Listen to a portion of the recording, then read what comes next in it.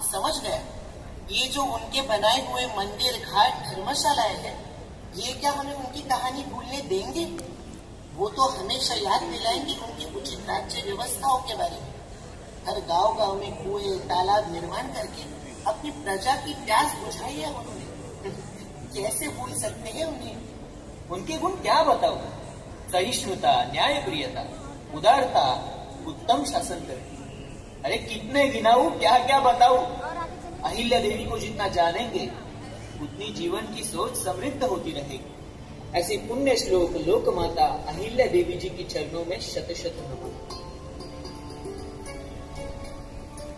नमन आपको मां अहिल्या, नमन आपको मां अहिल्या, वंदन देवी अहिल्या, वंदन देवी अहिल्या।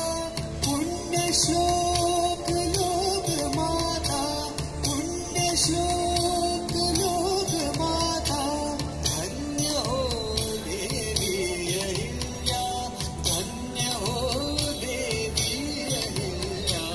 नमन आपको मां अहिल्या, नमन आपको मां अहिल्या। संस्कृति का हम आंचल थामे, करे गौरवान्वित भारत को। संस्कृति का हम आंचल थामे, करे गौरवान्वित भारत को। जीवन पथ पर जिसके चलते, जीवन पथ पर जिसके चलते, मिले प्रेरणा मां अहिल्या, मिले प्रेरणा मां अहिल्या, मिले प्रेरणा मां अहिल्या, मां अहिल्या, मां अहिल्या।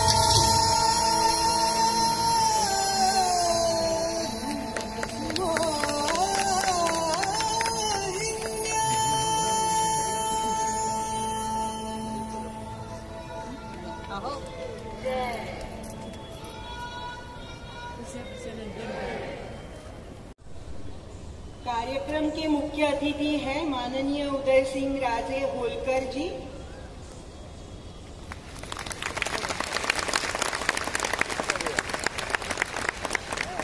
आप महापराक्रमी गौरवशाली होलकर राजवंश के वंशज राजा श्रीमंत काशीराव दादा साहेब होलकर के प्रपौत्र हैं। आप हमेशा ही समाज कार्य में अग्रसर रहे हैं। विश्व हिंदू परिषद में माननीय अशोक जी सिंघल जी के साथ अनेक वर्षों से आपने कार्य किया है एवं राम जन्मभूमि आंदोलन में भी आप सक्रिय रहे हैं। व्यक्तिगत जीवन में आप कंस्ट्रक्शन क्षेत्र से तथा पुश्तैनी खेती से जुड़े हुए हैं। राज परिवार से होते हुए भी आपने हमेशा सादगीपूर्ण जीवन बिताना अच्छा समझा है। जन्म शताब्दी महोत्सव समिति के आप कार्याध्यक्ष भी हैं। मैं समारोह समिति सदस्य प्रीतिताई राउत जी से विनंती करती हूँ कि माननीय उदय सिंह राजे होलकर जी का स्वागत आप शाल श्रीफल देकर करें।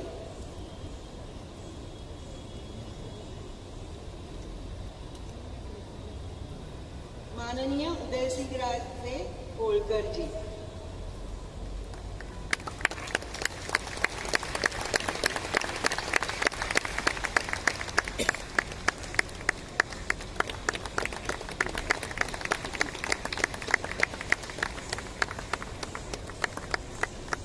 समारोह समिति सचिव मनीषा मराठी जी से प्रार्थना है कि माननीय उदय राजे होलकर जी को स्मृति चिन्ह प्रदान करें।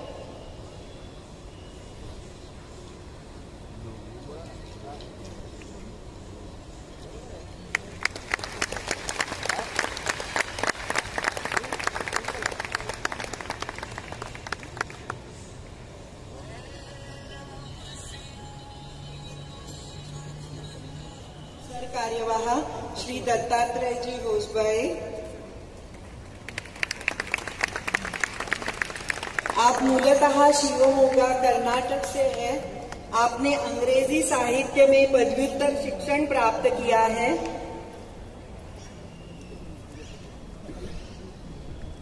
माननीय समारोह समिति सदस्य डॉक्टर सुषमाताई घुमरे जी से विनती कि वे माननीय दत्तात्रेय जी का स्वागत शाल और श्रीफल देके करें, और मनीषा ताई मराठे जी से अनुरोध है वे माननीय सरकार्यवाह जी को स्मृति चिन्ह प्रदान करें।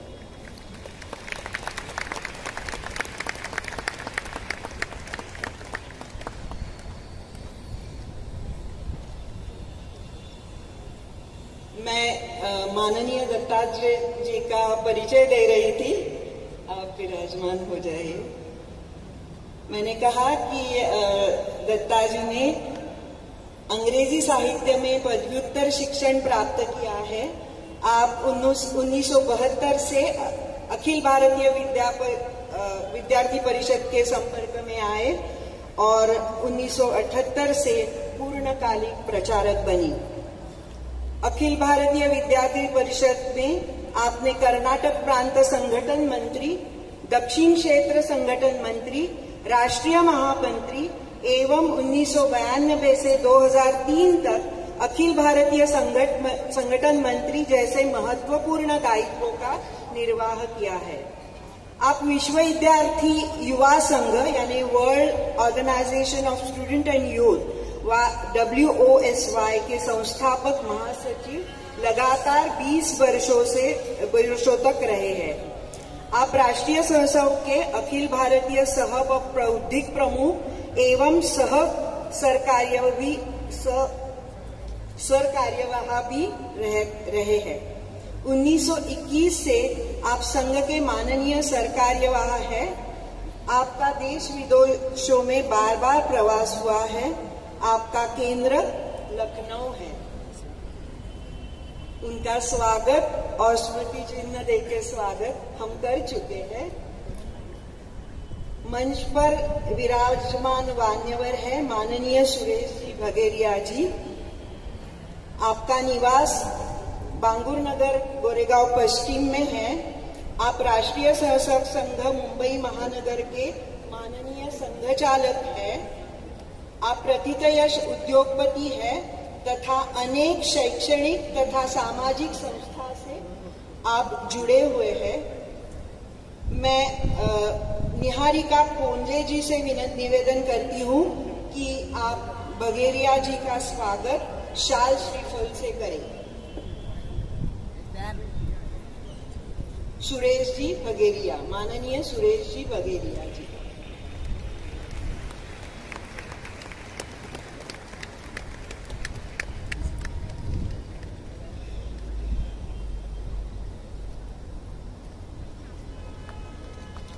मनीषा मराठे जी से विनंती है कि सुरेश बघेरिया जी को स्मृति चिन्ह प्रदान करें।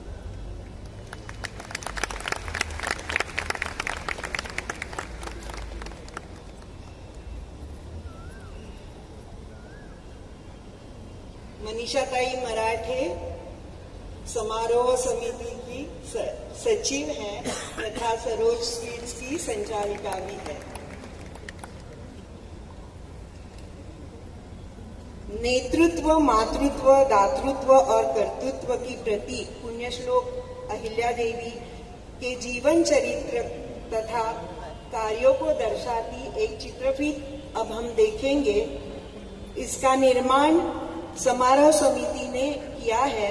तो आइए देखते हैं चित्रफित। दृक्श्राव्य है, हम देखते हैं चित्रफित।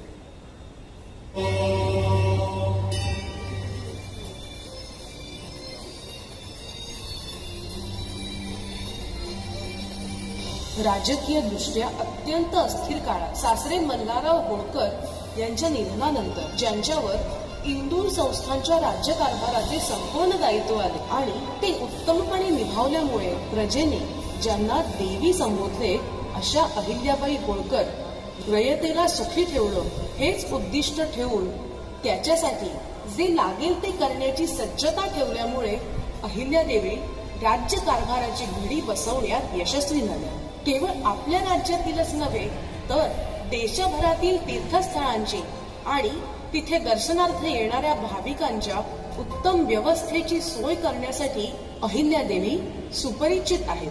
आपल्या या उदात्त कार्यामुळे त्यांना पुण्यश्लोक हे बिरुद प्राप्त झालं. अहिल्यादेवींनी महेश्वर या आपल्या राजधानीमध्ये कारागीर, मजूर, विणकर, कलावंत, साहित्यिक अशा गुणी लोकांना वसवून तिथे उद्योगधंदे सुरू केले व ते विकसित व्हावे म्हणून हर प्रकारे प्रयत्न केले. इतक्या वर्षांनंतर आजही माहेश्वरी हा लोकप्रिय असलेला साडीचा प्रकार हे त्यांच्या दूरदृष्टीचं एक उत्कृष्ट उदाहरण आहे. मल्हाररावांनी प्रवाहाच्या विरुद्ध जात आपल्या सुनेला शिक्षण दिलं. त्यांनी खंडेरावांच्या अकाली निधनानंतर अहिल्यादेवींना सती जाण्यापासून रोखलं आणि अवघ्या 28व्या वर्षी विधवा झालेल्या या सुनेवर राज्यकारभार सोपवला. मल्हाररावांची ही निवड योग्य असल्याचं अहिल्यादेवींनी आपल्या कर्तृत्वाने सिद्ध केलं. प्रजेची मातृवत काळजी घेणाऱ्या अहिल्यादेवींचं चरित्र हे अनुपम आहे. आपल्या सासऱ्यांचे प्रगल्भ विचार पुढे चालवत अहिल्यादेवींनी आपल्या सुनांनाही सती जाण्यापासून रोखलं. युद्ध प्रसंगी अहिल्याबाई स्वतः रणांगणात उतरत त्यांनी स्त्रियांचे सैन्यदलही तयार केले होते. अहिल्याबाईंच्या न्यायदानाबद्दल सर्वत्र ख्याती आहे. त्यांना अन्यायाचा तिटकारा होता. त्यांनी दिलेला निर्णय हा सर्वमान्य असे. प्रजेला न्याय मिळावा म्हणून त्यांनी राज्यात अनेक ठिकाणी न्यायालय स्थापन केले. काळाच्या कितीतरी पुढे असणाऱ्या अहिल्याबाईंनी आपल्या राज्यामध्ये हुंडाबंदीचे कडक नियम केले होते. तसेच त्या काळात अपत्यहीन विधवांचे धन सरकार जप्त करीत असे. अहिल्याबाईंनी तो नियम रद्द करून अशा विधवांना दत्तक पुत्र घेण्याची मुभा दिली. वनांमध्ये लुटमार करणाऱ्या डाकूंना त्यांनी जरब बसवली व जमिनी देऊन शेती करण्यास प्रवृत्त केली. त्यांचे संस्थान हे गुणवंतांची पारख करणारे संस्थान होते, जिथे पंडित कवी मोरोपंत आणि शाहीर अनंत फंदी यांच्यासारखी कितीतरी विद्वान सन्मानित केले गेले होते. अहिल्यादेवींनी आपली कन्या मुक्ताबाई हिच्यासाठी वर शोधताना घोषणा केली, जो कोणी चोर, लुटारू, दरोडेखोर यांचा राज्यात बंदोबस्त करील त्याच्याशी मुक्ताबाईंचा विवाह लावला जाईल. त्यावेळी जातपात बघितली जाणार नाही. हा विचार केवळ जाहीर करून त्या थांबल्या नाहीत, तर त्यांनी तो विचार आचरणात देखील आणला. पूर्वीच्या कायद्यांमध्ये अहिल्यादेवींनी परिस्थितीनुसार काही सुधारणा केल्या. शेतकऱ्यांकडून त्या उत्पन्नानुसार सारा घेत. त्यांचा मूळ स्वभाव सौम्य असला तरी राज्यकारभारात त्यांनी मनरूप सिंग सारख्या कुविख्यात डाकूला फाशी दिली होती. त्यांनी अंधछत्र उघडली. मुबलक पाणी उपलब्ध व्हावं म्हणून राज्यात विहिरी खोदल्या. वाटसरूंना पाणपोया, धर्मशाळा बांधल्या. पशुपक्ष्यांसाठी वैरणाची व्यवस्था केली. सर्पदंशांवर उपचार व्हावे म्हणून वैद्य नेमले. मुंग्यांना साखर आणि जलचरांना कणकेचे गोळे खाऊ घालण्या इथपर्यंत त्या सूक्ष्म विचार करीत असत. गोरगरिबांना त्या अन्नदान करीत, कपडे वाटत आणि थंडीच्या दिवसात घोंगड्या पुरवीत असत. इस्लामी आक्रमकांनी विध्वंस केलेल्या मंदिरांच्या ठिकाणी अहिल्यादेवींनी नवीन देवालये उभारली. अयोध्या, नाशिक, द्वारका, पुष्कर, ऋषिकेश, जेजुरी, पंढरपूर, गया इत्यादी प्रमुख तीर्थक्षेत्री मंदिरं बांधली. याशिवाय सोरटी सोमनाथ, ओंकारेश्वर, मल्लिकार्जुन, औंढा नागनाथ, काशी विश्वेश्वर, विष्णुपाद, महाकालेश्वर, बद्रीनाथ आदी मंदिरांचा जीर्णोद्धार केला. वाराणसी, प्रयाग, नाशिक, त्र्यंबकेश्वर येथील नदीला विस्तीर्ण घाट बांधले आणि सप्तपुरी, चारधाम या ठिकाणी घाट, बाग, मंदिरं, कुंड, धर्मशाळा बांधून यात्रेकरूंची सोय केली. यासाठीचा खर्च त्यांनी स्वतःच्या खासगी संपत्तीतून केल्याचं आता संशोधनातून स्पष्ट झालं आहे. अहिल्यादेवींचं वैयक्तिक आयुष्य मात्र धकाधकीचं होतं. अगोदर पती खंडेराव, त्यानंतर मुलगा मालेराव, जावई यशवंतराव फणसे यांच्या अकाली निधनाचं दुःख त्यांच्या पदरी आलं. ही एकामागून एक आलेली दुःख पचवून त्यांनी प्रजेचं संगोपन केलं. त्यांच्या राज्यात सुबत्ता, संपन्नता आणि शांतता होती. मध्यम उंचीची, सावळ्या वर्णाची, डोईवर पदर घेतलेली ही स्त्री कर्तृत्व आणि विचार या दोन्ही दृष्टींनी केवढ्या उंचीची होती हे त्यांचं आयुष्यच आपल्याला सांगतं. पुण्यश्लोक अहिल्यादेवींना जयंती दिनी विनम्र अभिवादन. कर्मयोगिनी राजयोगिनी जयतु अहल्या माता। युगों युगों तक अमर रहेगी यश कीर्ति की गाथा।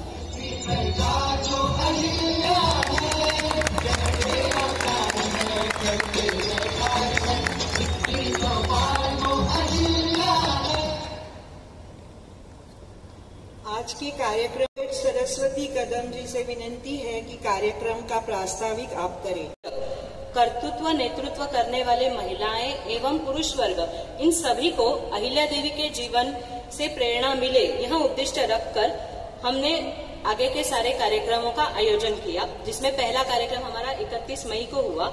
मुंबई महानगर के 70 विद्यालयों में कथा कथन, नाटिका, एकांकिका बच्चों ने ही सादर की।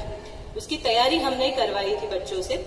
उसी तरह से संवर्धन ज्ञानकुलम के बच्चों ने अहिल्या देवी के जीवन पर आधारित कथा कथन के 300 कार्यक्रम पूरे मुंबई महानगर के स्तर पर किए।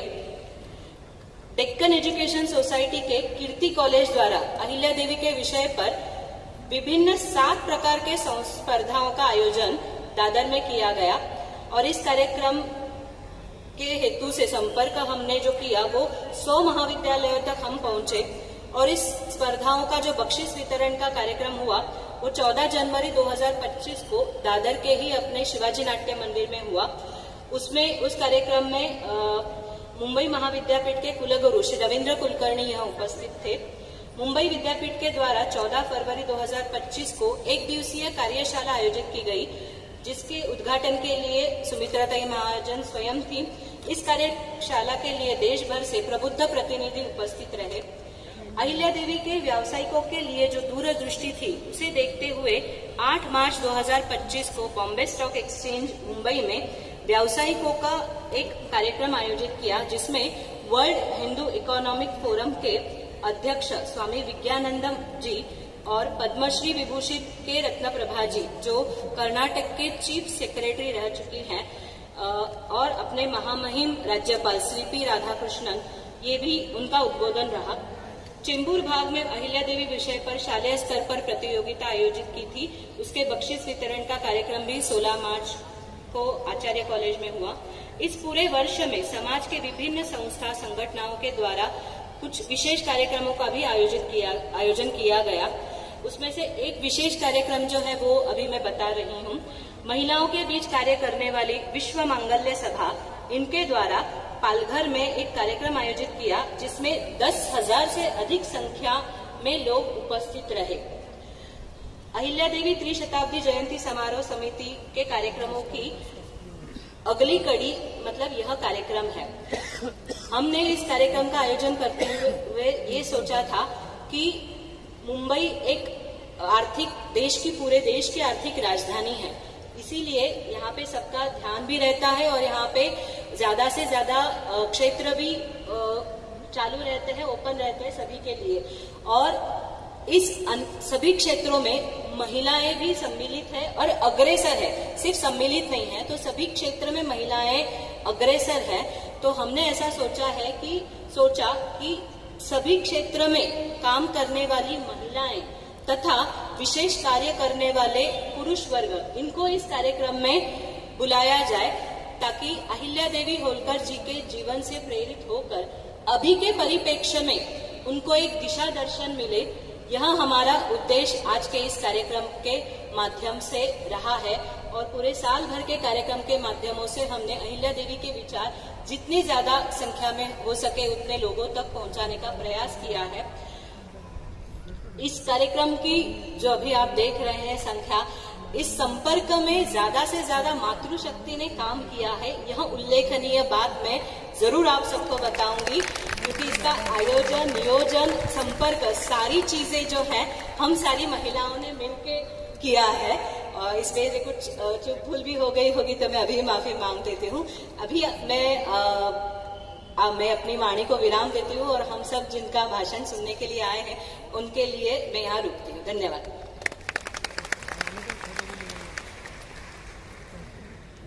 सरस्वती जी ने कहा कि आज मातृ संख्या अधिक से अधिक संख्या में उपस्थित है, तो पुण्य श्लोक अहिल्या देवी जी के चरित्र से प्रेरित एक लेखिका ने लिखा है, जो वचन मराठी में है, तो महिलाओं की संख्या अधिक है, तो मुझे लगता है ये जो वर्णन है वो उन्हें अधिक हृदयस्पर्शी लगेगा. अहिल्या देवींच्या आयुष्याचं महावस्त्र सोनात विणलेल्या पैठणीसारखं श्रीमंत, पण तरीही महेश्वरी साडीसारखं साधं, सौम्य आणि मायेचा स्पर्श देणारं आहे. केवळ त्यांचं राज्य किंवा जहागीरच नव्हे, तर संपूर्ण भारताला आईवत मायेच्या पादराची सावली दिली. या पदराचा पोत आईच्या जुन्या पातळासारखा मऊसूत होता. पुष्कळ वर्णन आहे, सगळं मी वाचत नाही, पण जे महत्वाचं आहे की त्याला त्यांच्या विलक्षण प्रसंगाचं आणि त्यांना मिळालेल्या बिरुदांचं चमकते बुट्टेही आहे. म्हणूनच 300 वर्ष झाली तरी ते टिकून आहे असंच नव्हे, तर कधीही काढून मिरवावं. आणि पुढचं वाक्य महत्वाचं आहे, आणि तशी वस्त्रे विणण्याचे प्रयत्न करावेत असं आहे. विणण्याचे प्रयत्न करावे म्हणजे काय, तर प्रेरणा घ्यावी आणि आपल्या कर्तव्य पथावर पुढे जावं. असं हे वचन मला आवडलं म्हणून ते तुमच्या पुढे प्रस्तुत केलं. अहिल्यादेवी का बहुआयामी चरित्र अनेक लेखकों को आकर्षित करने वाला है. इसीलिए 300 वर्षों में अनेक पुस्तकों का निर्माण हुआ है. गत वर्ष भी अनेक पुस्तकों का प्रकाशन हुआ है. इसमें ही आज के समारोह में पुण्यश्लोक अहिल्याबाई होळकर इस मराठी सचित्र पुस्तक का प्रकाशन अभी होने जा रहा है.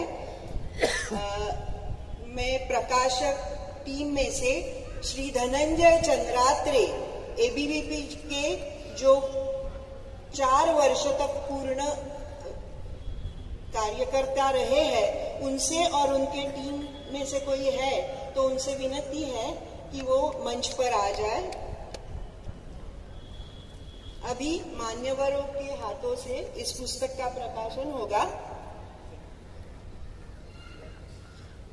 पुस्तक के प्रकाशक है नीलकंठ प्रकाशन तथा सह प्रकाशक शिवसेना प्रतिष्ठान.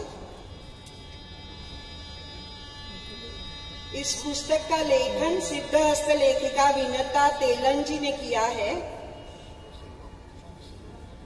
शिव सेवा प्रतिष्ठान, क्षमा चाहती हूँ. चित्रकार चंद्रशेखर जोशी जी ने चित्रों से ये पुस्तक दर्शनीय किया है और प्रसिद्ध चरित्रकार डॉक्टर देवीदास फोटे जी की प्रस्तावना पुस्तक को है.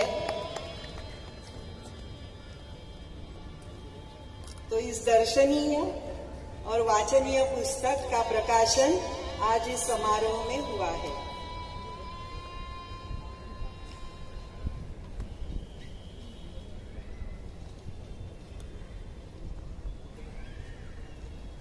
समारोह समिति के सह संयोजक सुनील जी कोळपे जी से विनंती करती हूँ कि वो आभार प्रदर्शन करें. समारोह समिति की सदस्य माननीय भाग्यश्री जी, माननीय प्रज्ञा जी तथा इस विशाल सभागार में उपस्थित मुंबई की मूर्धन्य मातृशक्ति मेरे बंधु एवं बांधव, जैसा कि अभी बताया, यह कार्यक्रम मातृशक्ति के नेतृत्व में आज इस ध्येय को प्राप्त करता हुआ यशस्वी रूप से पार पड़ रहा है. मैं उन सभी मातृशक्तियों का पुनः वंदन करता हूं. त्रिशताब्दी समारोह समिति जिस प्रकार से बताया गया, विगत 31 मई 2024 को मातोश्री देवी अहिल्या के सदकार्यों को, उनके आदर्शों को जन जन तक पहुंचाने के लिए हुआ था.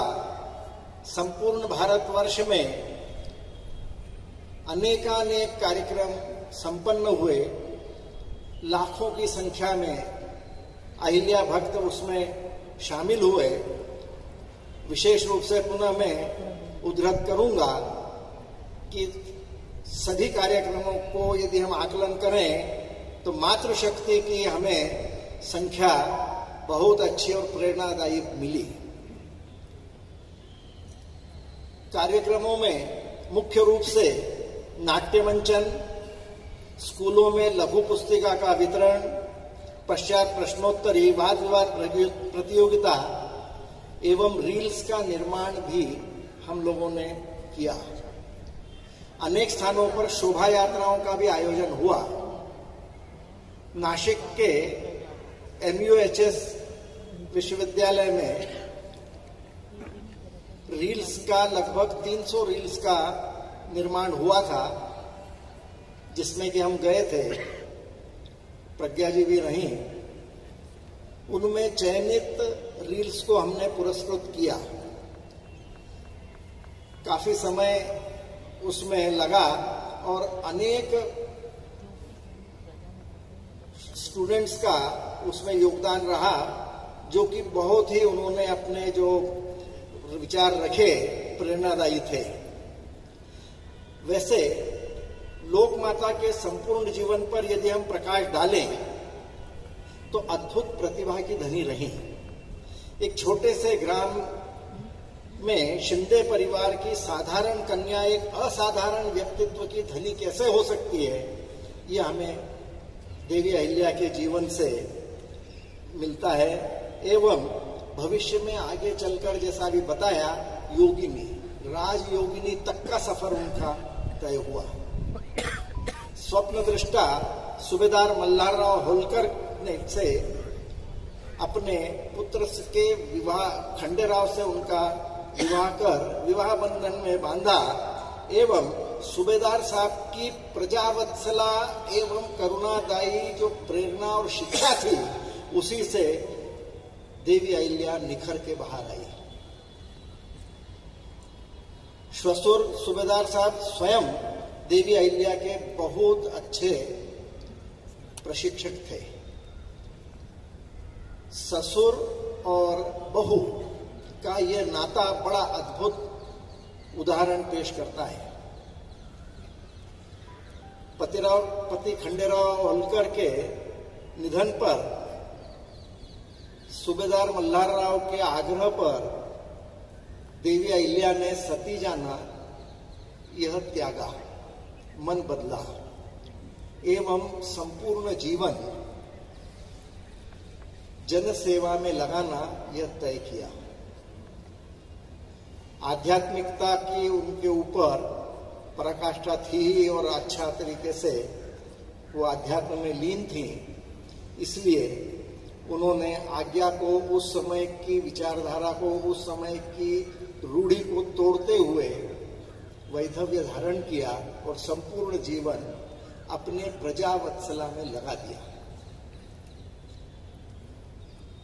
पुण्य श्लोका जो उपाधि है वो उन्हें देवी अहिल्या को प्रदत्त हुई। पुण्य श्लोका एक ऐसी उपाधि है जो कि पुराणों में हमें इसका उल्लेख मिलता है। एवं पुण्य श्लोका 4 व्यक्तियों को पुराणों के आधार पर मैं कहूं तो दी गई थी, जिसमें पुण्य श्लोको नलो राजा, पुण्य श्लोको जनार्दना और पुण्य श्लोको विदेहश्च, पुण्य श्लोको युधिष्ठिरा। राजा नल, भगवान विष्णु, वैदेही यानी हमारे राजा जनक एवं ज्येष्ठ पांडु पुत्र युधिष्ठिर को पुण्य श्लोका की उपाधि से अलंकृत किया गया था। ऐसी पुण्य श्लोका अहिल्या देवी खंडेराव के निधन के बाद में होलकर राज्य की वैसे कहें तो 4 हमारी राजधानियां रही, कंपेल, इंदौर, महेश्वर और भानपुरा। उस समय में इंदौर राजधानी थी, राजभवन थे, राजप्रसाद थे, इन सब का मोह त्यागते हुए देवी अहिल्या होलकर राज्य की राजधानी महेश्वर में उन्होंने शिफ्ट किया। महेश्वर में से ही नर्मदा तट के किनारे आध्यात्मिक आवरण में राजकाज करती रही और वहीं से लोकमाता ने अनेकानेक कार्य चालू करे, जिसमें माहेश्वरी साड़ी की जिसका के भी उल्लेख आया। यहाँ पर बुनकरों को लाकर आजीविका उनको दी और महेश्वर बसाया गया। महेश्वर में अनेक निर्माण भी हुए और इस प्रकार से महेश्वर को देवी अहिल्या ने महेश्वर धाम बना दिया।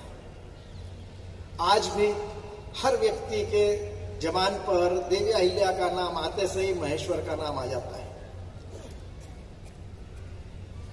इतना ही नहीं, लोकमाता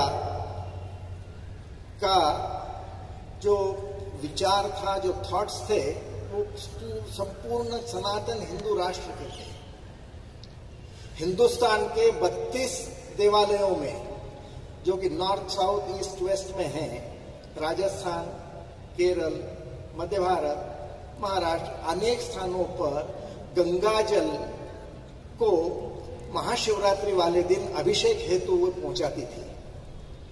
इस प्रकार का एक लॉजिस्टिक नेटवर्क था कि गंगा जल निकलेगा, महाशिवरात्रि वाले दिन अभिषेक के लिए पहुंच जाएगा। इसके पीछे महाशिवरात्रि वाले दिन गंगा जल से अभिषेक तो हो गया, लेकिन इसके पीछे की जो सोच थी वो ऐसी थी कि हर आदमी गंगा जल तक पहुंच नहीं पा रहा था। उस समय की काल परिस्थिति जो रही होगी, लेकिन जब अभिषेक होगा तो उसका जो पावन शिवात्म निकलेगा वो हर व्यक्ति आचमन करेगा।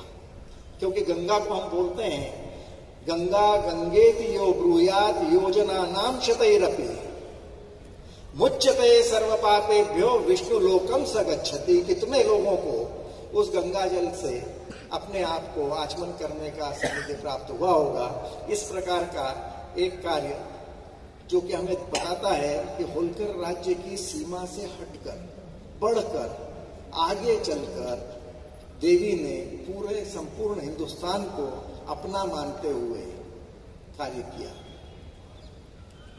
साथ ही जैसा कि मैंने अभी बताया था कि होलकर राज्य में अनेक स्थानों पर गोचर की भूमि छोड़ी जाती थी। गोचर यानी गौओं को चरने के लिए। आज गौ जो धन है, यह हम मानकर चले कि 2 पशु हों, गायें हों, तो आपका एक परिवार, 2 परिवार आराम से उसका गुजर बसर कर सकते हैं। और गौ से हमारी हिंदुस्तान की जीडीपी में भी हम वृद्धि ला सकते हैं। गाय का स्थान हिंदू सनातनियों के बीच में बड़ा अग्रसर है, बहुत ऊपर है। गाय और इंसान में अनेक समानताएं हैं। आदमी के भी, व्यक्ति के मानव शरीर में 32 दांत है तो गाय के भी 32 दांत है। हमारी हार्ट बीट भी 78 है तो गाय की हार्ट बीट भी 78 है। इस प्रकार से मां के दूध के बाद में सुपाच्य दूध ही गाय का माना गया है। तो देवी अहिल्या के इस प्रकार के अनेक कार्य हैं। आज राम जन्म भी है, रामनवमी है। पंढरपुर का वाकया सुनाता हूं। पंढरपुर में होलकरवाड़ा है। जब होलकरवाड़े का निर्माण चालू हुआ तो वहां पर हनुमान जी की प्रतिमा प्रकट हुई। हनुमान जी की प्रतिमा प्रकट होने पर देवी अहिल्या ने तय किया कि यहां पर राम मंदिर का निर्माण होगा। आज वहां पर पंढरपुर के विठल मंदिर के पास में जो होलकरवाड़ा है उसके अंदर राम मंदिर है। यह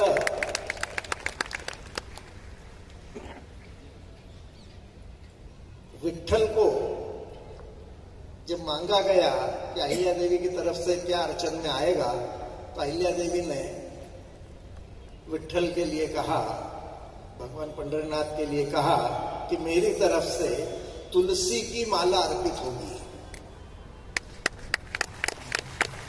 आप हम सभी जानते हैं स्नान पश्चात तुलसी की माला अर्पित होने पर वो दूसरे दिन ही निकलती है। भगवान के श्रृंगार होते हैं, ये होता है, फिर से शयन होता है, शयन के बाद फिर आरती होती है, बदलता रहता है। लेकिन एक बार तुलसी की माला अर्पित हुई तो दूसरे दिन ही वो बढ़ेगी। उस समय में भी अहिल्या सामने जिस प्रकार से आज हम देखते हैं साइंस इतना आगे जा चुका है, उस समय में देवी अहिल्या ने महेश्वर में सूर्य घड़ी का स्थान चयन करके सूर्य घड़ी का निर्माण किया, सूर्य घड़ी में स्थापित की। यह एक एस्ट्रोफिजिक्स का जो एक सब्जेक्ट होता है, उस एस्ट्रोफिजिक्स के तहत महेश्वर में सूर्य घड़ी का निर्माण हुआ। आज इतना ही कहते हुए मैं अपने शब्दों को, एक जॉना बेली की पोएट थी जो हिंदुस्तान आई और अहिल्या साहब के ऊपर एक काफी लॉन्ग पोएम लिखी उसने। काफी लॉन्ग पोएम है, नाम ही लॉन्ग पोएम है जॉना बेली की। उसके आखिरी 4 लाइन आपको सुनाता हूं। वो कंक्लूड करती है, in better days from Brahma came, in better days from Brahma came to rule our land a noble dame. Kind was her heart and bright was her fame. Ahilya was her honored name.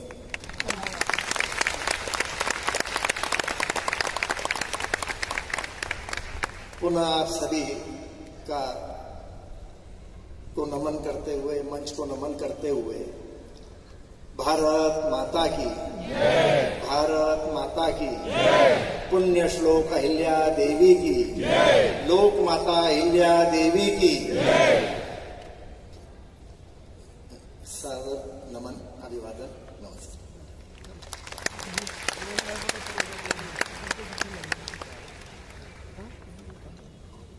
धन्यवाद माननीय उदय सिंह राजे होटकर जी। आपने पुण्य श्लोक अहिल्या देवी के कर्तृत्व की अनंत विविधता हमारे सामने रख दी। कार्यक्रम को आगे बढ़ाते हैं। अभी वैयक्तिक गीत होगा जो दीपाली वरजे जी पेश करेंगी। बाद में राष्ट्रीय स्वयंसेवक संघ के माननीय सरकार्यवाह माननीय दत्तात्रेय जी होसबळे जी का अध्यक्षीय मार्गदर्शन होगा और बाद में वंदे मातरम जो अद्वैता बापट वंदे मातरम होगा, अद्वैता बापट जी करेंगी। तो आपसे विदा लेते हुए मैं अपनी वाणी को विराम देती हूँ और वैयक्तिक गीत के लिए दीपाली वरजे जी को आमंत्रित करती हूँ।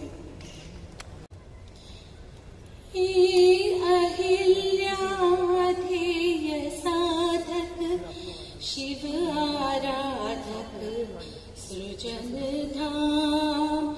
हे अहिल्या ध्येय साधक शिव आराधक सृजन धाम।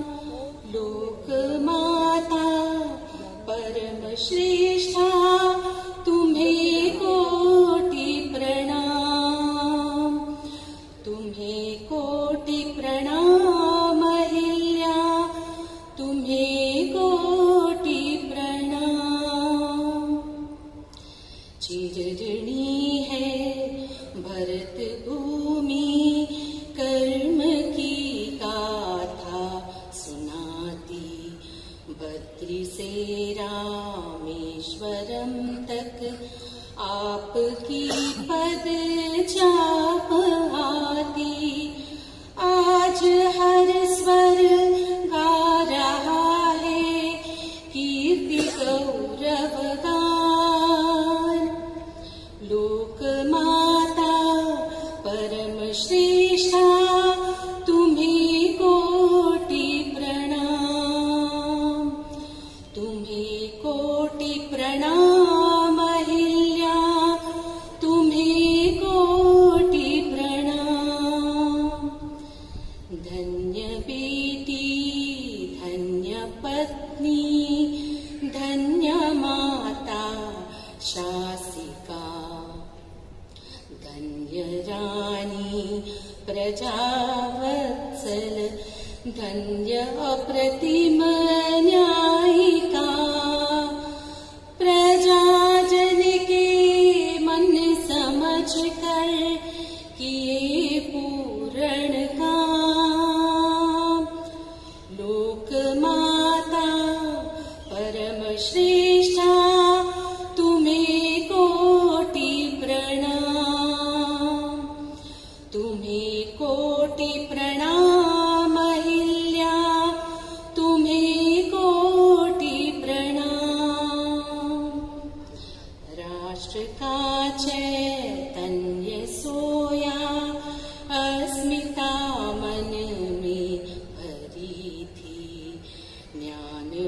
निज संस्कृति की धूप घर घर में खिली थी। तीर्थ सारे बन गए हैं प्रेरणा के धाम। लोक माता परम श्रेष्ठा तुम्हें कोटि प्रणाम। तुम्हें कोटि प्रणाम अहिल्या, तुम्हें कोटि प्रणाम। आज का ये युग पुकारे, आ खड़ी हो अंगन द्वारे। आज का ये युग पुकारे, आ खड़ी हो अंगन द्वारे। विषमता का विषर दर, विषमता का विषर दर।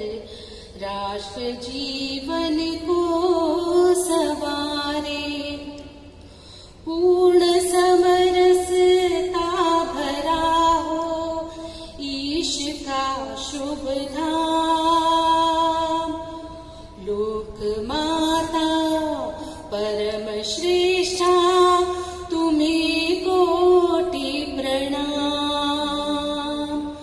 तुम्हें कोटि प्रणाम अहिल्या, तुम्हें कोटि प्रणाम। तुम्हें कोटि प्रणाम अहिल्या, तुम्हें कोटि प्रणाम। तुम्हें